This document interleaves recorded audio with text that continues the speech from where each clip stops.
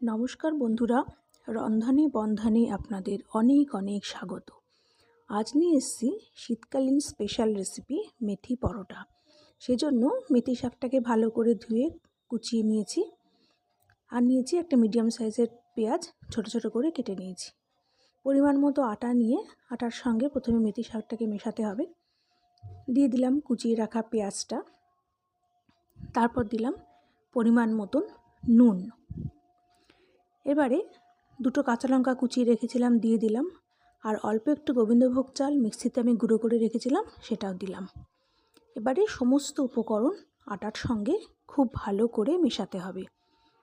আমার রেসিপিগুলো যদি আপনাদের ভালো লাগে তাহলে প্লিজ লাইক এবং শেয়ার করে দেবেন, এবং আমার চ্যানেলটাকে প্লিজ সাবস্ক্রাইব করে দেবেন।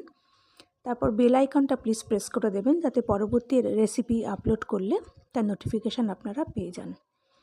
এবারে 1 চামচ তেল দিয়ে আবার আটার সঙ্গে সব ভালো করে মিশিয়ে নিতে হবে। সব মেশানো হয়ে গেলে অল্প অল্প জল দিয়ে আটাটা মাখতে হবে।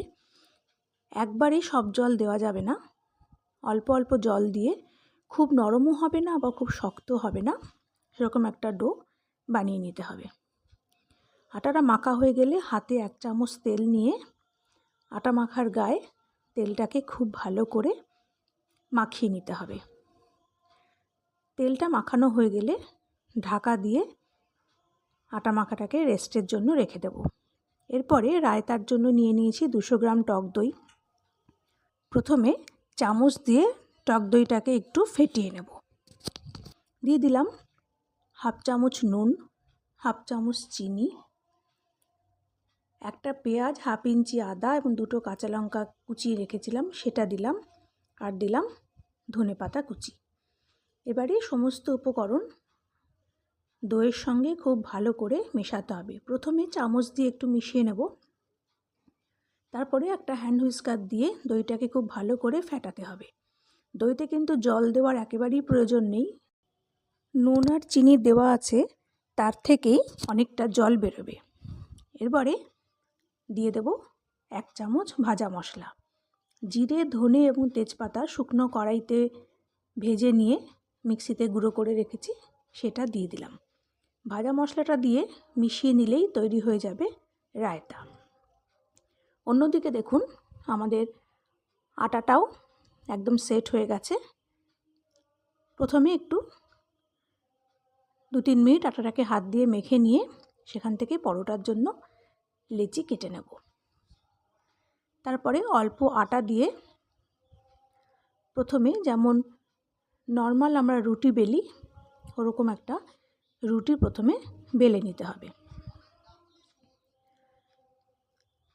খুব বেশি বড় না করলেও চলবে, মিডিয়াম সাইজের একটা রুটি করে নিয়ে এবার রুটির গায়ে অল্প ঘি মাখিয়ে নিতে হবে।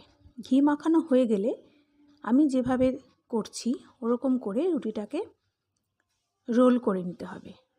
তারপরে 2 সাইড দিয়ে টেনে টেনে রোলটাকে একটু লম্বা করে একটা সাইড মুড়ে অন্য সাইডে নিয়ে গিয়ে অন্য সাইডের যে এন্ডটা সেটা নিচের দিকে চেপে দিতে হবে। তারপরে অল্প আটা দিয়ে আবার যেমন নর্মালি রুটি বেলে ওরকম হালকা হাতে রুটি বেলে নিতে হবে। খুব বেশি পাতলা বা খুব বেশি মোটা করবেন না। হয়ে গেল আমাদের একটা পরোটা বেলা। এভাবেই প্রত্যেকটা পরোটা আমরা বেলে নেব। তারপরে গ্যাসটা হাই করে একটা তাওয়া বসিয়ে পরোটার 2 পিঠ খুব ভালো করে সেঁকে নিতে হবে।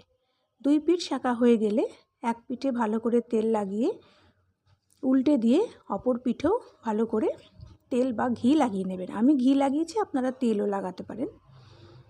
তারপরে গ্যাসটা মিডিয়াম করে খুব ভালো করে পরোটার 2 পিঠ ভেজে নিতে হবে। হয়ে গেল আমাদের মেথি পরোটা ভাজা। এভাবে প্রত্যেকটা পরোটাই ভেজে নেব।